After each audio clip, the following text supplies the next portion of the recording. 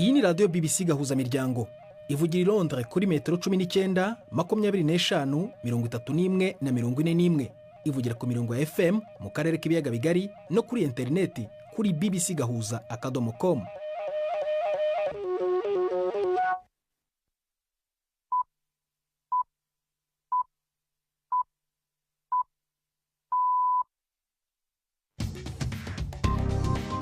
Ubu ni saa 10 n'igice ku isaha mpuzamahanga ya GMT, ni saa 12 n'igice ku masaha yo mu Rwanda no mu Burundi. Muri studio muri kumwe na Prudence Ngiyumva. Wiriwe hoteza amatwi BBC gahuza miryango aho uri hose ku isi, kaze kuri radio kuri bbcgahuza.com, kuri Facebook live mu buryo bw'amashusho no ku mirongo migufi ya shortwave. Dore ingingo z'ingenzi z'amakuru turambora mu kanya kuri uyu wa mbere tariki ya 23 z'ukwa 12. Minisiteri y'ububanyi n'amahanga ya Iran iravuga ko Tehran itaravugana n'ubutegetsi bushya muri Syria, ariko ko yubaha ubusugire bw'igihugu. Naho Bangladesh yasabye kumugaragara Ubuhinde kohereza uwahoze ari minisitiri w'intebe Sheikh Hasina kuburanishwa mu gihugu ku byaha aregwa. Turajya no mu Rwanda kuganira na Claver Ntoyinkima, umugabo ufite ubuhanga budasanzwe mu kubungabunga inyoni. Mpamagaye inyoni yitwa Yellow Rampant Tinkerbird. Ni inyoni ntoya ariko ifite ijwi rishobora kumvikanira kure. Ikaba ari n'inyoni isubiza byihuse ijwi uyihamagarira risa n'iryayo. Niyo mpamvu mpamagaye ukaba ubonye hisiza. Urumva n'izindi zaje rero zimusanga. Hari n'imikino nk'uko bisanzwe buri wa mbere.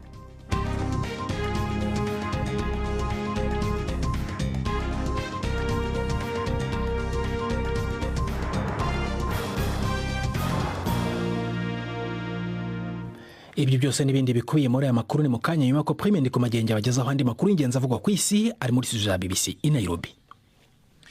Ibinyamakuru byo muri Leta Zunze Ubumwe za Amerika bivuga yuko mu guhitamwo umujenama mukuru wa leta mu mategeko akaba n'umushingwamanza wayo Attorney General Matt Gaetz, Donald Trump yarenze ku mategeko yerekeye ibiyayuramutwe no gusambanya utarashikana imyaka y'abakuze kubw'amatohoza y'inamashinga mateka.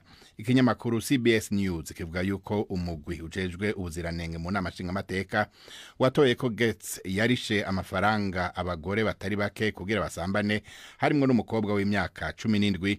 Yaraguze kandi arakoresha ibiyayuramutwe bitemewe n'amategeko. Uwo yahoze ari umushinga mateka w'intara ya Floride yatanze imihoho mu kwezi kwa 11 ntaragirizwa ivyaha imbere ya sentare. Donald Trump yari yagenye Gaetz ngo abe umujenama mukuru wa leta mu mategeko, mu nyuma acaramukura mu bo yifuza ko bemezwa. Tukiraho muri Amerika nyine, Perezida wa Amerika Joe Biden yahinduye ibihano byo gupfa ku bari barabikatiwe ku rugero rw'igihugu bose uko ari 40 kiretse 3 bonyene. Aho kwicwa bazomara ubuzima bwabo bwose mu munyororo kandi badashobora guhabwa ikigongo cyo kwidegemvya. Iyo ngingo ishobora gushavuza Donald Trump azoja ku butegetsi mu kwezi kuza. Ni inkuru ya Simon Ponsford mumva mu ijwi rya Robert Patrick Misigaro. Joe Biden yiyamamaje nk'umukuru w'igihugu agwanye igihano cyo gupfa kandi azana itegeko mfata kibanza ryo gukura kw'ico gihano igihe aje ku butegetsi mu 2021. Mu buryo buhushanye, uwo mubanjirije Donald Trump yasubukuye igihano cy'urupfu ku rwego rw'igihugu ubwo nyene agishikira ubutegetsi nyuma y'igihe kingana hafi imyaka 20 ico gihano kidashigwa mu ngiro. President Biden avuga ko ibihano vyo gupfa 37 vyatanzwe ku rwego rw'igihugu ubu bizohindurwa gufungwa burundu, kandi Trump nazoshobora guhindura ico cemezo. President Biden avuga ko yanka n'umutima wiwe wose ibikorwa vy'abicanyi, ngo ariko yakurikije umutima nama wiwe hamwe n'ubunararibonye. Hari 3 bagikorwa ko n'ico gihano. Abo nabo bakaba ari abagabo 3 barasha abantu kivunga mu isengero hamwe no mu isinagoga, hamwe n'uwaturikije igisasu mu ihiganwa ryo kwiruka rya marathon mu mujyi wa Boston. Igihugu cha Bangladesh casavye igihugu c'Ubuhindi kurungika uwahoze ari umushikiranganje wa mbere Sheikh Hasina kugira aje gucirirwa urubanza ku vyaha yagirizwa. Uwo mugore yahungiye mu Buhindi inyuma y'imyerekano y'isinzi ry'abantu yo kwiyamiriza leta mu kwezi k'8. Ubushikiranganje bwa Bangladesh bujejwe imigenderanire bwavuze yuko gusaba irungikwa ryiwe vyaciye mu butumwa bw'imigenderanire. Ivyo bihugu bisanzwe bifitaniye amasezerano yo guhanahana ababa baronderwa n'ubutungane. Uwo yahoze ari umushikiranganje wa mbere yomo yatowe aronderwa n'imanza ziharurwa mu mirongo zijanye n'ivyaha bikorewe zina muntu n'ibiturire. Ntaco Madame Hasina yashotse abivuga ko. Aya makuru mwumva na ya BBC. Sentare iruti zindi zose muri Mozambique yemeje insinzi ya Daniel Chapo uwitoje ku izina ry'umugambwe uri ku butegetsi muri ico gihugu mu matora y'umukuru w'igihugu yabaye mu kwezi kw'icumi. Umukeba wiwe Venancio Mondlane yabaye wa kabiri ariko kure cyane mu majwi, yaranse ibyavuye mu matora avuga ko byabayemwo ubusuma. Ivyo vyatumye haba uruhagarara rwaguyemwo abantu barenga 100 binahagarika ubuzima mu gihugu. Mondlane ubu yagiye mu buhungiro avuga yuko ubuzima bwiwe bugeramiwe. Yari yagabishije ko hazoba imigumuko hamwe sentare itoshira ahashaka. Uruganda rwa kabiri n'urwa gatatu mu gukora imodoka mu Buyapani, Honda na Nissan, zamenyesheje yuko zigiye kuja hamwe, zamaze gushira umukono ku masezerano y'umwumvikano kandi zigategekanya kurangiza ibiganiro vyazo mu kwezi kwa gatandatu. Ni inkuru ya Charles Haviland bumva mu ijwi rya Jean-Claude Mwambutsa. Ni zimwe mu mpinduka zikomeye zibayeho mu nganda zikora imodoka mu gihe cy'imyaka 3 ishize. Uku kwihuza kuzatuma baba ikigo cya gatatu mu bikora imodoka bikomeye inyuma y'igihangange Toyota cyo mu Buyapani na Volkswagen yo mu Budage. Uretse Honda na Nissan, ikindi kigo cyo mu Buyapani cya Mitsubishi nacyo ngo kiri kwiga uko cyakwinjira muri uyu mugambi wo kwihuza, ngo kikaba kizatangaza icyemezo ndakuka mu kwezi gutaha. Intego nkuru y'ikigo gishya ngo izaba ari uguhangana na Tesla y'Abanyamerika ndetse n'inganda zo mu Bushinwa mu rugamba rwo kumaranira isoko ry'imodoka zitwarwa n'amashanyarazi. Kuri ubu ibi bigo by'Ubuyapani biza inyuma y'ibi, ngo baranateganya kandi no guteza imbere ikoranabuhanga ry'imodoka zitwara. Ndangirize ku mushikiranganje wa mbere w'imfata kibanza wa Liban Najib Mikati yasavye leta zunze ubumwe za Amerika n'Ubufaransa kunyarutsa ivanwa ry'ingabo za Israel mu bumanuko bwa Liban. Mikati yagendeye iyo ntara ubwa mbere kuva Israel na Hezbollah bemeranije guhagarika intambara haraheze ukwezi. Hisunzwe ayo masezerano, Hezbollah n'ingabo za Israel bategerezwa kuhava imbere yuko ukwezi kwa mbere guhera, ariko igisirikare ca Israel congeye kugabisha abanyagihugu bahaba kudasubira mu ngo zabo, cababwiye yuko abazotaha bazoba bishize mu ngorane. Rida urakoze Prime ndi kumagenge kuri aya makuru ya BBC.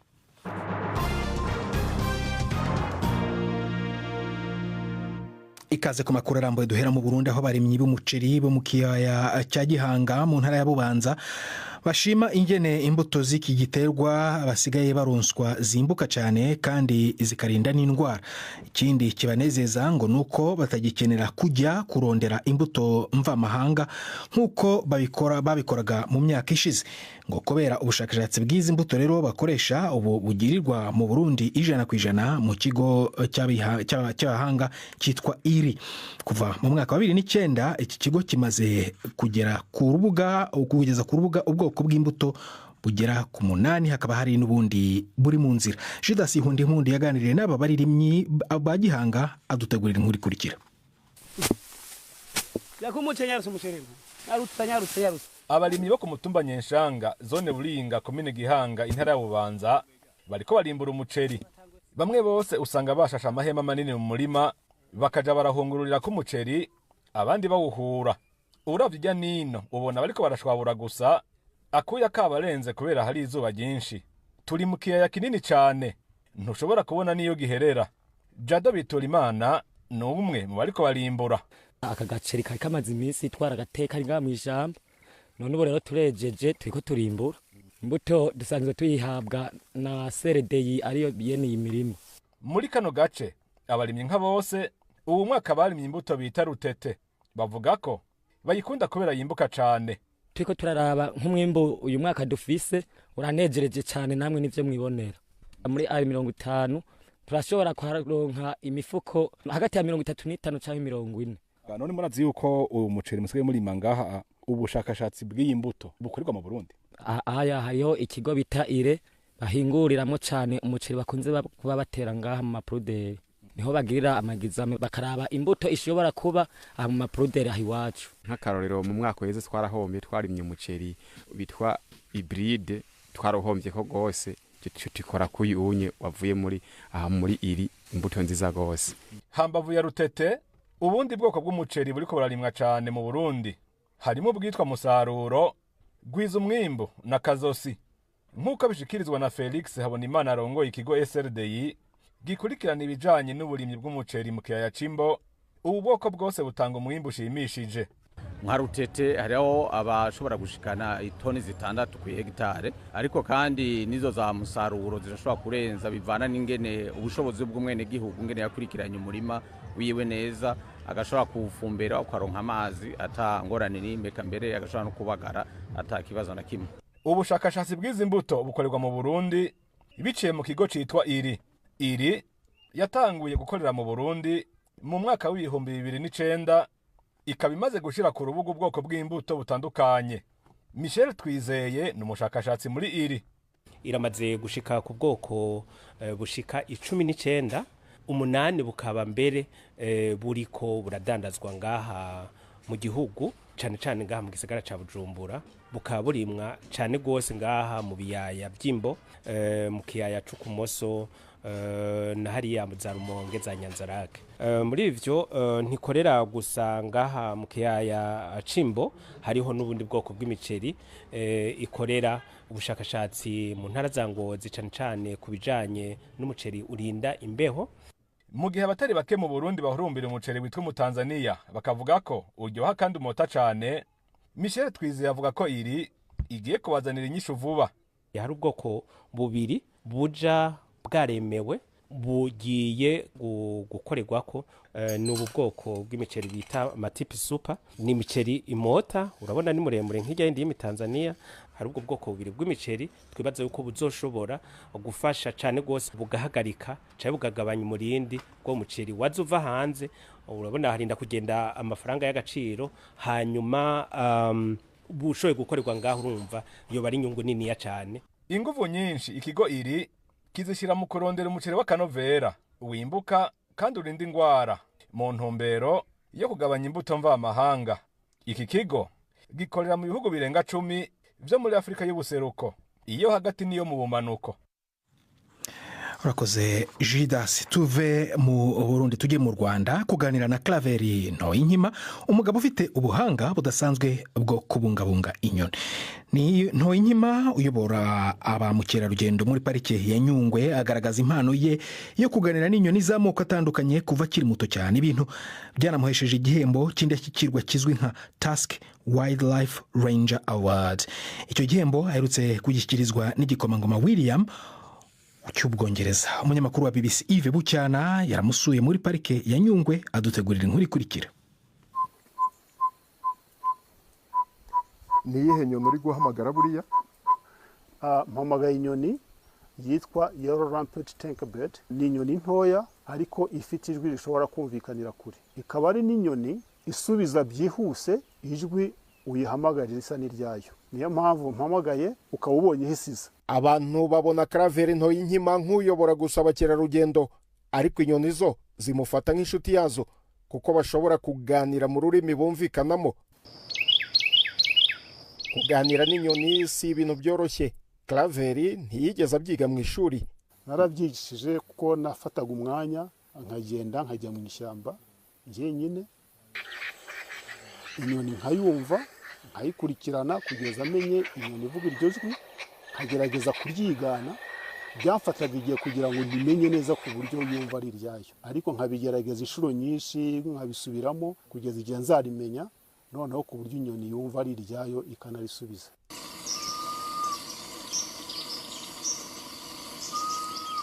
Yavukiye mu nkengero za parike ya Nyungwe. Urukundo rw'ishyamba yarutangiye akiri muto. Aha yanahatangije ibikorwa byo kwigisha urubyiruko no kurukundisha kubungabunga inyoni. Amaze guhugura benshi, ndetse bamwe muri bo nka Nsira Nyirakamenyero bakaba bakora muri parike nk'abayobora ba mukerarugendo. Natangiye ndi muto cyane niga primaire, ntangira kwiga inyoni, atangira kudutoza. Muri uko kunyigisha rero ntago nacitse intege, nanjye nifuje kuzamera nkawe. Kugeza ubu ngubu nanjye ubundi kugenda mugenda inyuma intambwe ku yindi. Ntoyinkima afatwa nk'icyitegererezo mu bikorwa byo kubungabunga ibidukikije muri parike ya Nyungwe. Urukundo rwe rwihariye ku bidukikije rwatanze umusaruro. Umuhate wo kurwanya barushimusi n'ibindi bikorwa byo kwigisha abatuye mu nkengero za parike byatumye amenyekana ku rwego mpuzamahanga. yabwiye BBC ko yatunguwe no guhabwa igihembo. Urebye ibijyanye na kiriya gihembo byaje bintunguye kuko ibyo nakoraga byose nabikoraga nk'akazi kanjye ka buri munsi. Rero iby'igihembo uko byaje sinzi uko bayibona, kuko nyine nabonaga ari ibisanzwe, ntabwo nari nzi ko bishobora kugera ku rwego nshobora kubihenderwa.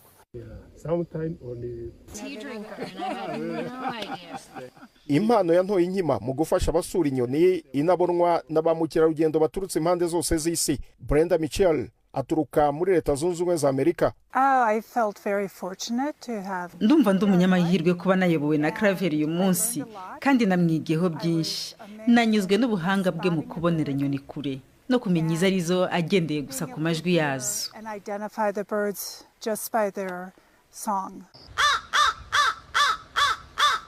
Ubuzima bwe bwose yabuhariye kwirirwa mu ishyamba yumva amajwi y'inyoni. Ubwo bunararibonye bwamufashije gukora ubushakashatsi ku nyoni bwanamuritswe mu gitabo yafatanyije n'izindi mpuguke mu birebana n'inyoni. Yves Bucyana, BBC Gahuzamiryango muri Parike ya Nyungwe.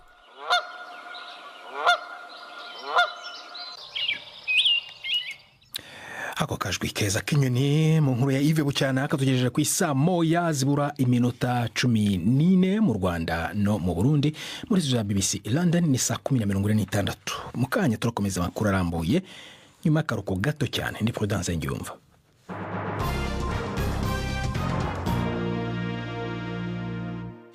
Dukomereza amakuru yacu muri Iran, aho Minisiteri y'Ububanyi n'Amahanga y'iki gihugu ivuga ko Tehran itaravugana n'ubutegetsi bushya muri Syria, ariko ko yubaha ubusugire bw'iki gihugu. Iran yari umuterankunga ukomeye cyane yo n'Uburusiya ku butegetsi bwa Perezida Bashar al-Assad kugeza ahiritswe. Inkuru ya Sebastian Asha muragizwaho na Jean-Claude Mwambutsa.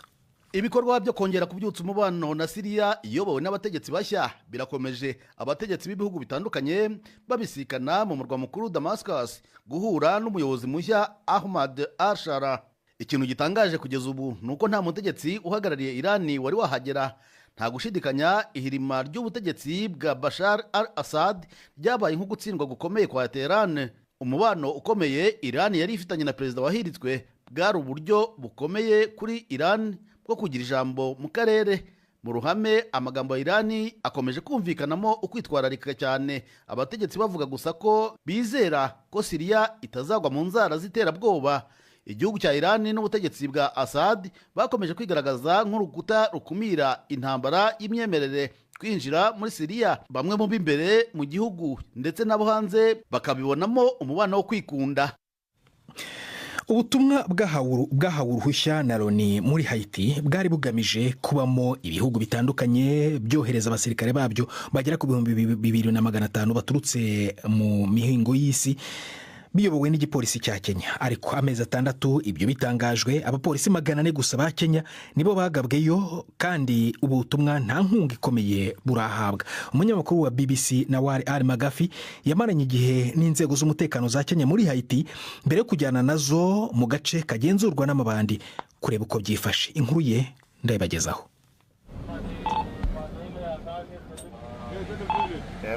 Turi kuzenguruka mu murwa mukuru Port-au-Prince wa Haiti. Mu modoka mutamenwa n'amasasu twabonye ingaruka z'imirwano ya buri munsi ku mihanda hagati y'imitwe y'amabandi. Amamodoka yatwitswe, ibifaru byabirinduwe n'imirenge yasahuwe. Aha hantu hahoze ari kamwe mu duce dutuwe cyane mu murwa mukuru, ubahindutse nk'umujyi w'itongo. Turi kumwe n'abapolisi ba Kenya bari ku irondo, ariko ntibitinze mbere yo kugabwaho umuriro w'amasasu.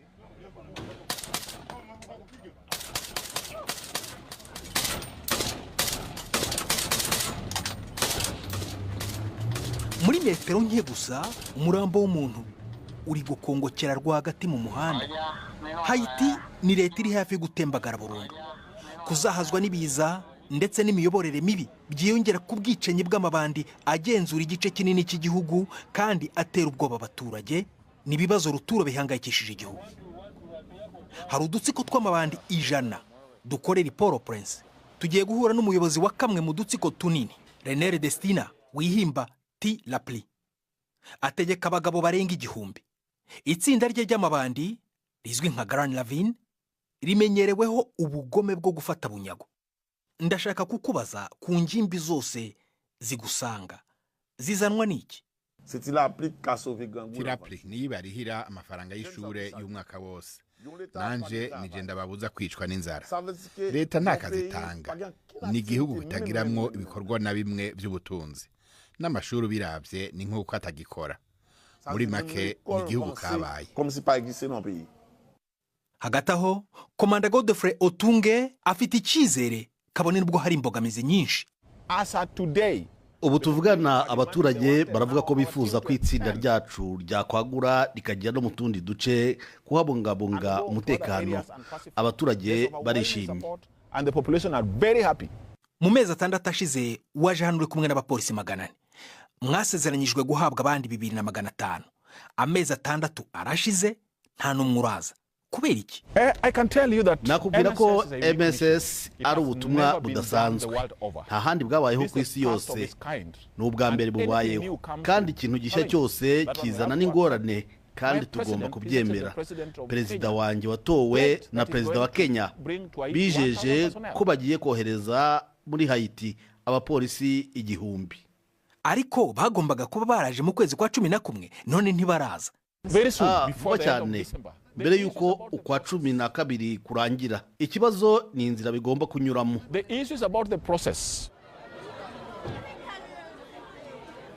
Ku bitaro Rukumbi bigekora i Port-au-Prince twahahuriye na Venda.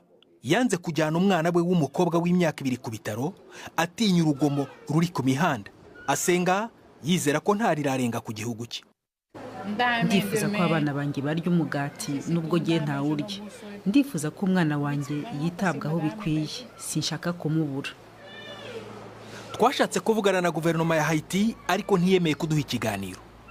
Inzego zishinzwe uburenganzira bwa kiremwamuntu n'imiryango mpuzamahanga myinshi biri gusaba Loni guhindura ubutumwa bw'abapolisi ba Kenya bukaba ibikorwa byuzuye byo kubungabunga amahoro mu gihugu. Ariko ibi byasaba andi mafaranga ndetse n'ibindi bikoresho. Cyakora ibihe by'urwego rwa politike rudashinga mu byumweru bike bishize byatanze ubundi bwicanyi burenze urugero rusanzwe. Ibintu byatumye abandi bantu 50,000 batingo zabo. Kandi rero biragoye kubona aho bizagarukira.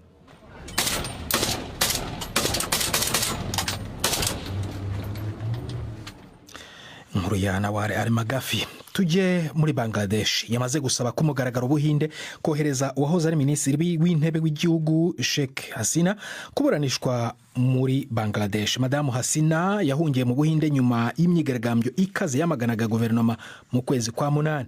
Inkuru ya Ambarasani Ethirajan muragizweho na Yvette Kabatesi. Minisiteri y'ububanyi n'amahanga ya Bangladesh yatangaje ko kohereza Madamu Hasina byasabwe mu butumwa bwa diplomasi. Minisitiri w'intebe wirukanwe ku butegetsi araregwa ibyaha byinshi bifitanye isano n'ibyibasira inyoko muntu ndetse no kunyereza umutungo yakoze akiri ku butegetsi yamazeho imyaka 15. Madamu Hasina wakomeje guhakana ibyo birego kuri ubu nta kintu yahise atangaza. Ubwo yari minisitiri w'intebe yubatse umubano wa hafi n'Ubuhinde.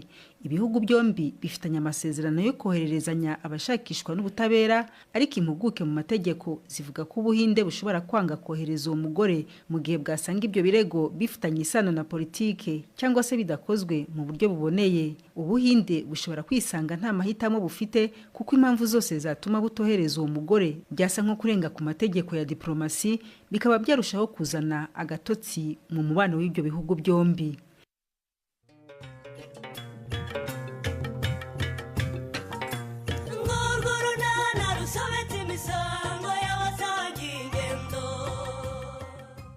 Mu kiganiro nacyo kuri wa kabiri twabateguriye. Nawe urabizi iyo byegereje muri iyi minsi mikuru akazi kaba ari kenshi cyane. Ko ngukumbuye? Nanjye ndagukumbuye pe.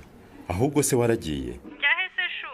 Gufata ibiruhuko iwanyu. Cyane arabyihoreye ntaho nagiye. Uzarira Noheli n'ubunani n'aha Nyarurembo se? Niwo mwanzuro nafashe. Nibyo. Ngira ngo urumva ko ubu mpari wese. Yego rwose. Kandi mpari ku bwawe sheri. Koko se? Ni 12:45 kuri BBC. Sango nejo rero ni BBC gahuza miryango umva n'ukundi ushobora kumva ibiganiro bya BBC unyuze kuri WhatsApp. Samirana radio yacu dukunda cyane. Ubu ushobora gutangira gukurikira kuri WhatsApp yawe amakuru yo ku rubuga rwacu rwa internet bbcgahuza.com akimara gutangazwa. kugira ngo uyagereho fungura WhatsApp yawe ujye ahanditse mu cyongereza updates hasi ibumoso maze ujye hejuru mu ishakiro wandikemo BBC News Gahuza hanyuma ukande ahanditse mu cyongereza follow. BBC Gahuza Miryango. Ijambo Ndehe Yves Bucyana mu mikino. Imikino kuri BBC Gahuza Miryango. Umugoroba mwiza mwese abateze amatwi BBC ay'imikino uyu munsi ndayahera mu mikino y'igikombe cy'Afrika ku bakinnyi bakina muri shampiyona z'imbere mu gihugu CHAN mu magambo ahinnye. Imikino iracyari mu cyiciro cy'amajonjora. U Rwanda ikipe y'igihugu Amavubi yari muri Sudani y'Epfo ejo ku cyumweru yakubiswe na Sudani y'Epfo ibitego 3-2 mu makipe yo mu karere, kandi u Burundi bugomba guhura na Uganda inshuro ebyiri. Umukino wa mbere uzaba tariki 26 z'uku kwezi ndetse no ku itariki 29 habe umukino wo kwishyura. Imikino yombi ikazabera ku kibuga cya Nakivubo muri Uganda.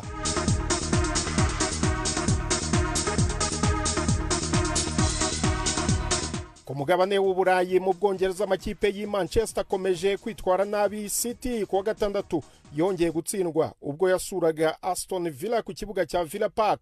Manchester City yakubiswe 2-1. Umutoza Pep Guardiola bisa nkaho ataramenya neza aho imvura iri kumunyagira iri guturuka, akavuga ko rwose atarabona igisubizo cy'ikibazo abakinnyi be bafite.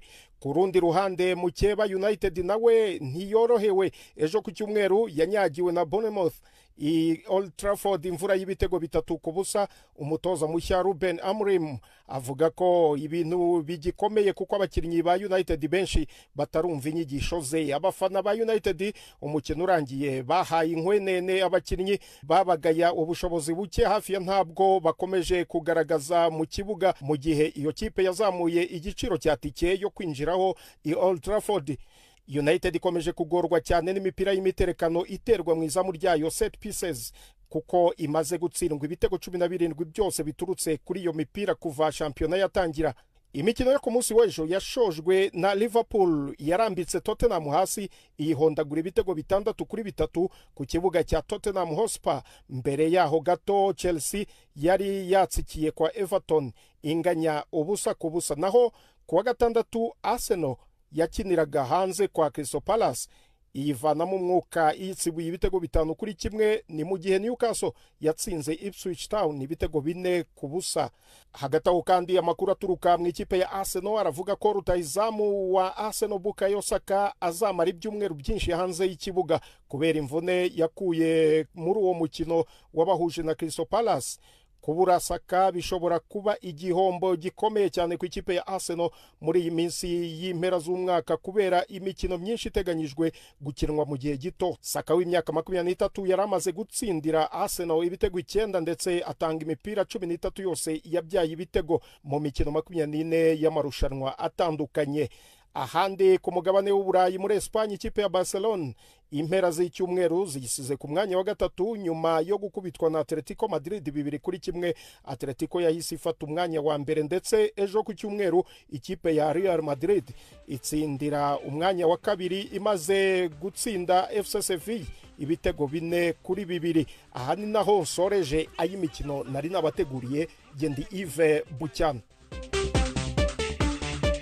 BBC Gahuza Miryango muri Afrika no kwisi yose.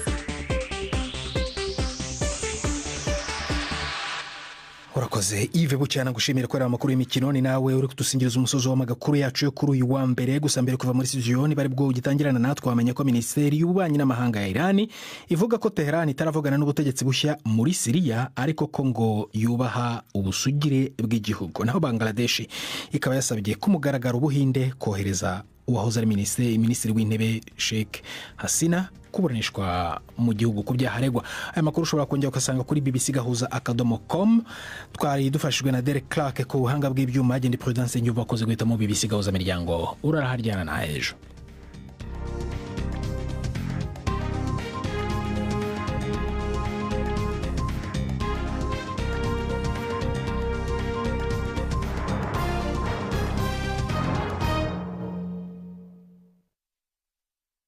Africa.